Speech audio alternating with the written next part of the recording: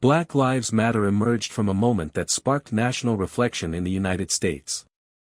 In 2013, after the court decision surrounding the tragic death of a young African-American teenager named Trayvon Martin, many people felt a deep sense of injustice and confusion.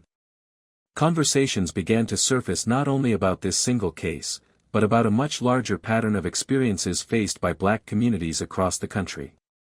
Three women, Alicia Garza, Patrisse Cullors, and Opal Tometi, responded by sharing powerful words online, words that would become the foundation of a movement: Black Lives Matter. The message resonated quickly. It did not begin as a formal organization, but as a collective call for dignity, protection, and equal treatment. Social media played an important role in amplifying this message, allowing voices that often went unheard to finally reach a global audience.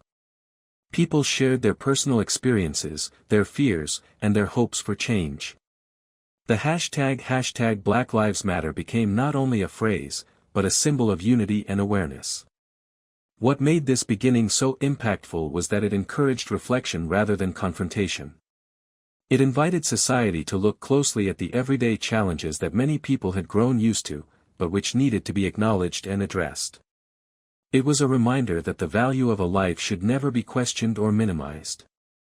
As the message spread, more people joined: students, educators, artists, athletes, families, and allies from different backgrounds. The movement became a platform to advocate for fairness, compassion, and reform. It encouraged peaceful demonstration, open dialogue, and a collective effort to build a society where everyone feels protected and respected. This early stage of Black Lives Matter was not just about reacting to a single event.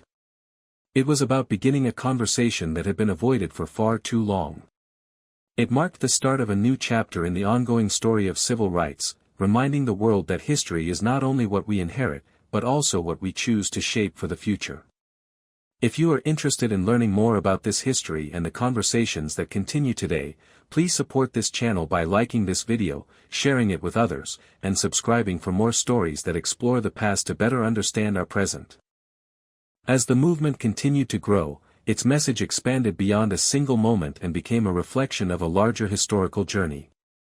For generations, Black communities had spoken about the challenges they faced, challenges that often remained unseen or unacknowledged by wider society. These experiences were not only about personal hardship, but about structures and systems that shaped everyday life. The movement gave language to these concerns, allowing them to be expressed in a clear and unified voice. This message centered on the idea that every person deserves to be treated with dignity, fairness, and humanity. Yet many Black individuals felt that their lives were not being valued in the same way. Stories of unequal treatment in schools, workplaces, neighborhoods, and interactions with authorities were shared openly. What once had been private, whispered experiences became public discussions. The movement helped to lift these stories into the spotlight, encouraging people to listen, reflect, and understand. The conversation reached into history as well. It drew attention to how systems of inequality had developed over centuries, shaped by past laws, social structures, and cultural beliefs. These systems had not disappeared overnight, even as society progressed. Instead, they continued to influence how people lived, worked, and interacted with one another. The movement sought to highlight these connections not to create division, but to encourage awareness that true fairness requires understanding the past. With this understanding came a call for compassion. The message urged people to imagine what it was like to walk in another person's shoes, to recognize the emotional weight that can come from feeling unseen or unheard. It encouraged communities, institutions, and individuals to consider how everyday decisions and policies might affect different people in different ways. The goal was not only to change laws, but to influence hearts and minds, building empathy across differences. Art, music, literature, and storytelling became powerful tools in expressing this message. Through them, experiences were shared in ways that touched emotions as well as intellect. These creative expressions helped those who had never encountered such struggles to understand them from a human perspective. They also helped those who had lived these experiences feel acknowledged and supported. Creativity became a bridge that connected people across backgrounds. The movement also highlighted examples of strength and resilience. It brought attention to communities building support networks, creating educational programs, mentoring youth, and encouraging economic empowerment. These efforts demonstrated that the message was not only about identifying problems, but also about shaping solutions and building futures. The idea was to work toward a society where fairness is practiced not just in words, but in everyday actions. In many ways, the movement reminded the world that equality is not just an abstract concept. It is something that must be actively nurtured. It requires awareness, openness to change, and a willingness to listen. By emphasizing the importance of valuing every life equally, the movement asked society to reflect on the meaning of justice and kindness. Over time, this message crossed borders. People in different countries recognized similar struggles in their own communities. Though their histories and contexts were unique, the desire for fairness and humanity was shared. This helped the movement connect with a global audience, reinforcing the idea that the call for equality belongs to everyone. In this way, the movement became more than a response to a single moment. It became part of an ongoing story of human dignity, reminding the world that the value of a life should never depend on background, appearance, or circumstance. It emphasized that fairness is not a privilege for some, but a right for all. As the movement continued to develop, certain events became turning points that drew widespread attention. These were moments when communities across the country found themselves asking difficult questions about safety, accountability, and the value placed on human life. Each case carried its own circumstances, yet together they revealed patterns that many people believed could no longer be ignored. In Ferguson, Missouri, a young man named Michael Brown lost his life during an encounter with law enforcement. The incident led to a wave of community gatherings, discussions, and demonstrations. People from different backgrounds came together, not only to speak about what had happened, but to express a broader concern about how similar situations had affected many families before. The city became a symbol of the growing national conversation, showing how local experiences could resonate across an entire country. Around the same time, in New York City, an encounter involving a man named Eric Garner added further weight to the discussion. His words, captured during the incident, were repeated in conversations, protests, and reflections everywhere. These words expressed a deep emotional truth shared by many who felt that their voices had often been dismissed. The event touched a wide audience and inspired renewed calls for understanding, reform, and the recognition of shared humanity. Then there was the case of Breonna Taylor in Louisville, Kentucky. Her story highlighted questions about safety within one's own home and the sense of trust that individuals hope to have in the systems meant to protect them. People who heard her story were moved to reflect on how everyday routines could be disrupted in profound and life-altering ways. This case encouraged many to discuss the importance of responsible decision-making and transparency in law enforcement practices. Years later, another moment would capture the attention of the entire world. The case of George Floyd in Minneapolis reached far beyond national borders. In the days that followed, people in cities across continents held gatherings, created art, wrote messages, sang songs, and stood together. It became a global reflection on the meaning of justice and the importance of empathy. The shared response showed that these issues were not isolated to one place, but part of a wider human conversation about dignity and fairness. Across these events, what stood out most was not just the incidents themselves, but the emotional responses they sparked. Families spoke about their experiences with heartbreak and courage. Communities came together to support one another.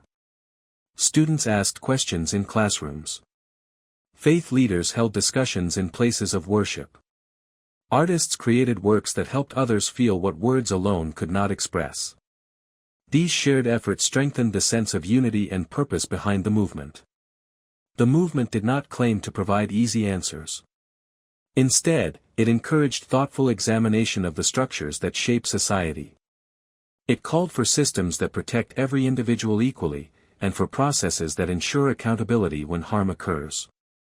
It emphasized the need to listen to those who had long expressed their concerns, and to recognize that acknowledging pain is a necessary step toward healing. In this way, the movement's attention to these cases was not about division. It was about remembrance, reflection, and the hope for a more compassionate future. By bringing these stories to light, the movement asked society to consider how history is written, not only in books, but in the lives of the people who live it. As the movement continued to express its message throughout the United States, something remarkable began to happen. The conversations it sparked did not remain confined within national borders. Instead, they traveled across oceans, languages, and cultures, resonating with people in places far beyond where the movement began. This was not because the circumstances in every country were the same, but because the call for fairness and recognition spoke to a universal human experience. In major cities across Europe, gatherings began to form. In London, people stood outside historic buildings, holding signs and speaking about their own community's struggles with discrimination and unequal treatment. In Paris, crowds moved through the streets, connecting the movement to past chapters of French history involving identity and inclusion. In Berlin, individuals who had long worked on social justice issues found renewed energy and solidarity as they joined with others to express shared purpose. These gatherings were not merely acts of imitation. They were conversations rooted in local histories. Every society has its own story of how different groups have related to one another, how fairness has been granted or withheld, and how people work to create better futures. The message of the movement allowed these stories to be told together, side by side, as part of a wider global reflection on humanity and dignity. In parts of Africa, activists pointed to their own experiences with historical systems that had shaped beliefs about identity and value. In South America, communities recognized familiar patterns in the challenges faced by marginalized groups. In Australia, the movement encouraged deeper conversations about the stories of indigenous peoples and their long struggle for recognition and respect. In each region, the message adapted, not by changing its core idea, but by grounding itself in the lived experiences of the people who embraced it. Social media played a unique role in this global expansion. Images, music, speeches, poems, and personal testimonies moved from one country to another in an instant. People who had never met felt connected by shared understanding. A march in one city could inspire a gathering in another, thousands of miles away. This created a sense of global community, where individuals recognized that the search for fairness is not the work of one nation alone, but a collective effort. Art became a powerful part of this global conversation.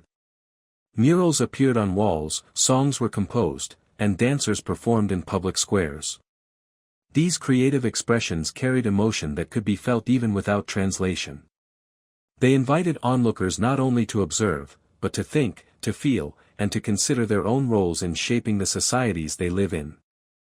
Art allowed the message to reach people who might not have engaged through political discussion alone.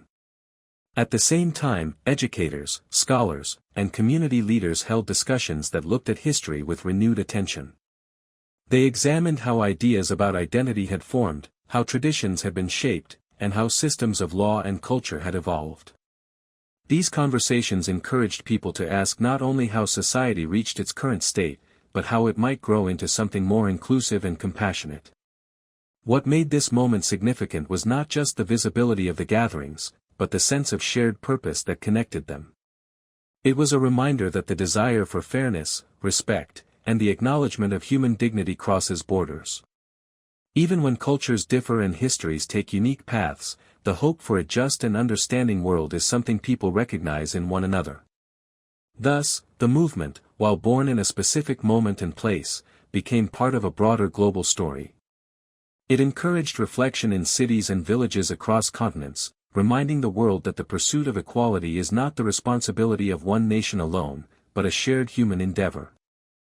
As conversations around the movement deepened, attention turned not only to individual experiences but to the larger structures shaping daily life. The message being shared was that challenges faced by certain communities did not arise solely from isolated interactions or misunderstandings between individuals. Instead, these challenges were connected to frameworks that had been built over long periods of time, sometimes without being questioned or examined. To understand this perspective, many looked back to history. Societies develop through decisions made generation after generation, and those decisions influence who has access to opportunities, who is heard, and who is overlooked. Laws are written, economies are structured, neighborhoods are formed, and cultural beliefs are passed down.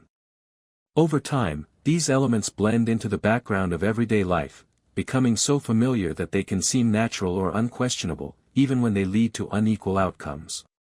In many communities, people began to speak about how these systems affected opportunities in education. They shared stories of schools in certain neighborhoods lacking resources, experienced teachers, or safe learning environments. These differences did not come from chance, they traced back to decisions made decades earlier about where funding would go and how communities were divided. What appeared to be simply, the way things are, was in fact the result of a long history of choices that shaped educational paths and future possibilities. In the economic sphere, the conversation pointed to differences in access to jobs, fair wages, and financial security. Some families found it easier to buy homes, start businesses, or secure loans, while others faced obstacles at nearly every step. These patterns were not only personal, but generational. Wealth was passed down in some families, while others were prevented from building it due to restrictions or exclusionary practices of the past. As a result, inequality did not appear suddenly, it accumulated across many years. Social systems reflected similar patterns. Neighborhoods often developed in ways that separated communities from one another, shaping who interacted and who remained distant. Public services, healthcare access, and even the way people were represented in news and popular culture played roles in shaping perception and experience. In many cases, these systems continued operating long after the original circumstances that created them had changed, leaving behind long-standing effects that were not always recognized. By pointing to these examples, the movement encouraged a shift in perspective. Rather than seeing problems as the result of individual behavior, it invited people to look at the structures influencing those behaviors. The goal was not to assign blame to entire groups or institutions, but to understand how patterns had developed and how they might be changed. The movement emphasized that systems are shaped by human choices, and therefore can be reshaped by them as well. This message led to discussions in classrooms, workplaces, and community gatherings. Scholars examined historical records and traced how legal policies had shifted over time. Journalists highlighted stories that revealed connections between past events and present conditions.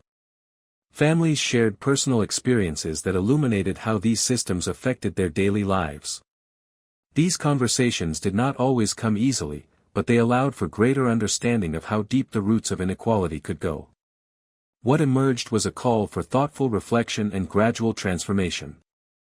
It suggested that meaningful change requires more than altering individual behavior, it involves examining and adjusting the broader frameworks that guide society. This kind of change does not happen quickly, but it is possible through sustained awareness, discussion, and collaboration. In this way, the movement expanded the conversation beyond moments of conflict or confrontation. It invited people to look at history as a living influence, shaping the present and offering lessons for the future. It suggested that fairness is something that must be continually built and rebuilt, not simply assumed.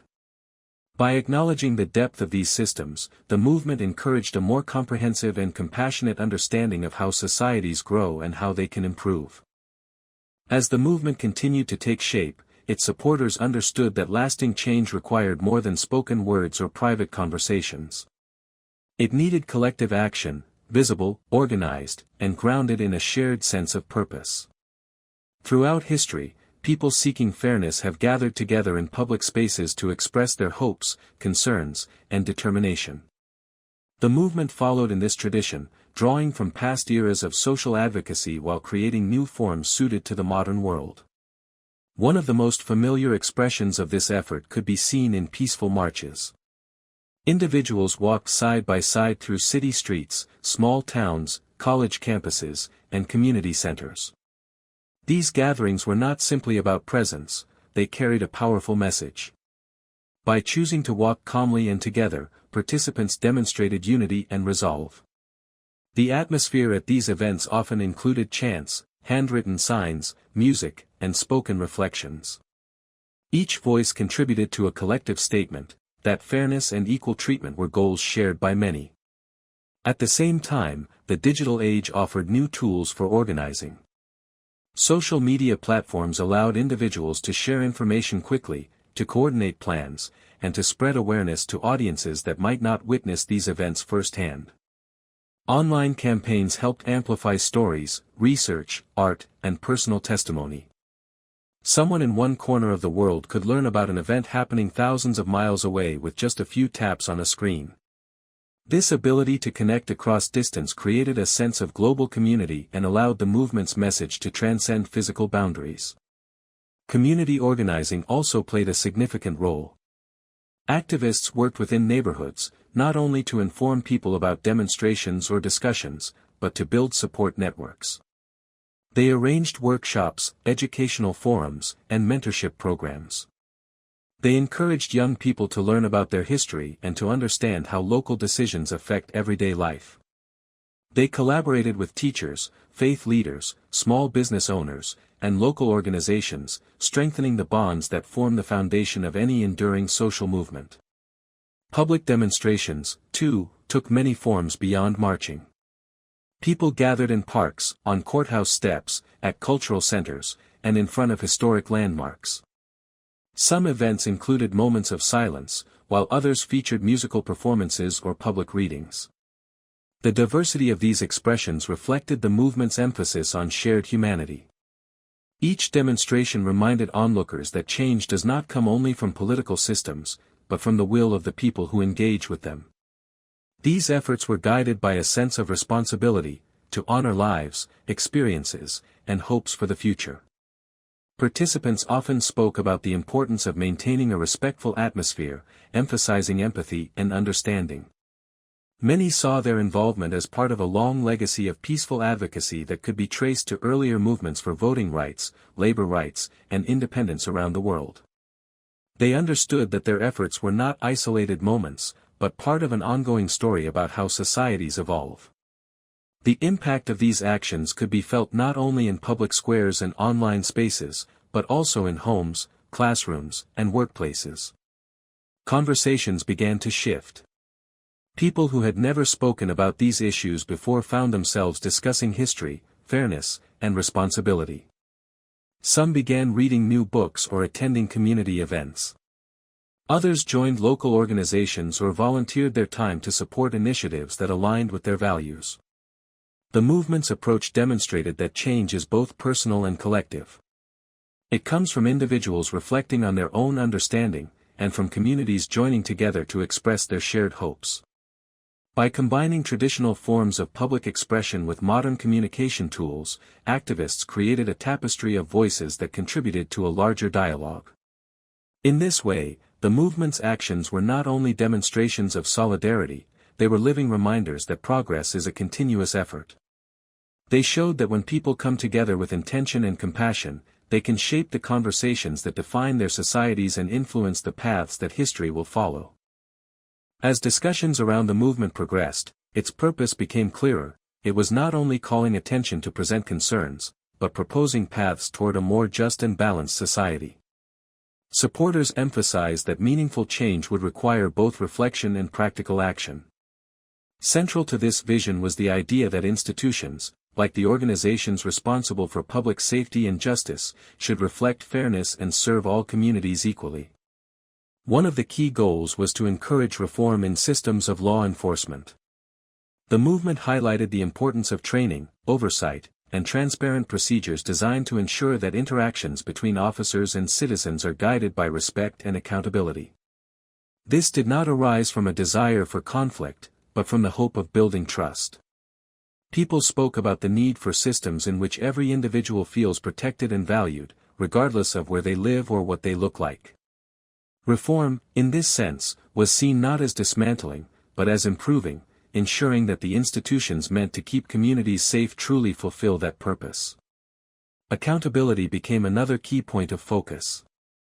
Supporters of the movement called for processes that examine actions fairly and openly, so that trust between institutions and communities can be strengthened. This involved encouraging fair and thorough review procedures in cases of misconduct and promoting the idea that responsibility should be consistent at all levels. The aim was to reinforce the principle that authority must be accompanied by integrity, and that transparency helps build confidence in public institutions. Alongside these efforts, the movement stressed the importance of investing in communities. It pointed out that lasting safety and stability are rooted in strong neighborhoods, good schools, accessible healthcare, creative spaces, and opportunities for meaningful work. Supporters highlighted examples where increased community resources led to positive outcomes, such as youth programs that fostered mentorship, job training that supported financial growth, and community centers that provided spaces for learning and expression. These investments were seen as steps toward addressing long-standing disparities and building environments in which families could thrive. Another aspect of the movement's vision involved reconsidering approaches to incarceration. Supporters discussed how, historically, some communities experienced much higher rates of arrest and imprisonment than others, often due to complex factors such as economic inequality, limited legal support, and uneven access to opportunity. They encouraged reforms that focus on rehabilitation, education, and prevention rather than punishment alone. This perspective emphasized the idea that individuals and communities are stronger when efforts are made to address root causes and provide meaningful support for long-term growth. The movement also called attention to practices that affect how individuals are perceived or treated in public spaces. Supporters sought to encourage approaches that evaluate individuals based on their actions rather than assumptions tied to appearance or background. These conversations encourage deeper reflection on how people learn about one another and how those understandings shape daily interactions. The hope was to foster a society in which everyone is approached with openness rather than suspicion, with fairness rather than prejudice. These goals, reform, accountability, community support, and equitable treatment, were not presented as quick fixes. They were seen as part of a long process requiring patience, cooperation, and thoughtful dialogue. Supporters often referenced earlier chapters in history when societies faced similar challenges and adapted over time. They understood that progress happens through sustained effort, shared responsibility, and a willingness to learn from both past mistakes and achievements. By presenting these ideas, the movement encouraged people to imagine what a more compassionate and fair society could look like. It invited individuals, communities, and institutions to participate in shaping that future, recognizing that real change is made not only through legislation or policy, but also through everyday interactions and collective understanding. As the movement grew, different perspectives naturally emerged, leading to conversations that were sometimes complex and emotional. Some voices expressed concern that calling for change in public safety systems might be interpreted as opposition to those who work within them.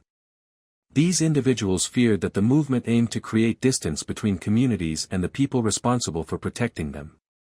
However, supporters of the movement emphasized a different understanding.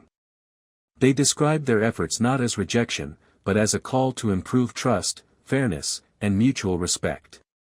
To understand this distinction, many looked at the long history of how communities and public safety organizations have interacted. In some places, relationships were strong and cooperative, built on familiarity and shared responsibility. In others, misunderstandings and lack of communication had led to tension or uncertainty.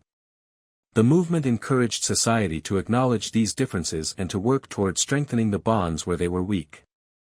Supporters believed that fairness and accountability could benefit everyone, including those who serve in positions of authority. They spoke about a future in which individuals and institutions work side by side, each recognizing the value of the other. In this vision, communities feel safe and respected, and public safety officials are supported, trusted, and given the tools they need to fulfill their responsibilities with honor. The movement's message, that fairness should be universal, was meant to build bridges rather than divide them. It sought to make room for open conversation, shared learning, and thoughtful reform. Supporters also pointed out that progress has often come from moments when people dared to imagine something better than what existed before. Throughout history, societies have grown by examining long-standing practices and asking whether they truly serve everyone. This process can be challenging, but it can also lead to stronger, healthier communities. The movement encouraged this kind of reflection with the hope that future generations would inherit a world shaped with care, understanding, and compassion. Rather than focusing on conflict, the movement invited people to consider the kind of society they wished to create. One where fairness is practiced consistently. One where trust is built through transparency. One where every person, no matter their background, feels that their life is valued and protected. These ideas were not new, they echoed the hopes of earlier generations who also worked to build a more just and humane world. In the end, the movement's message was not about exclusion, but about belonging. It asked people to recognize one another's shared humanity and to participate in shaping a future guided by empathy, responsibility, and unity. If this story has given you something to think about, please support the channel by liking the video and subscribing for more historical reflections and meaningful discussions.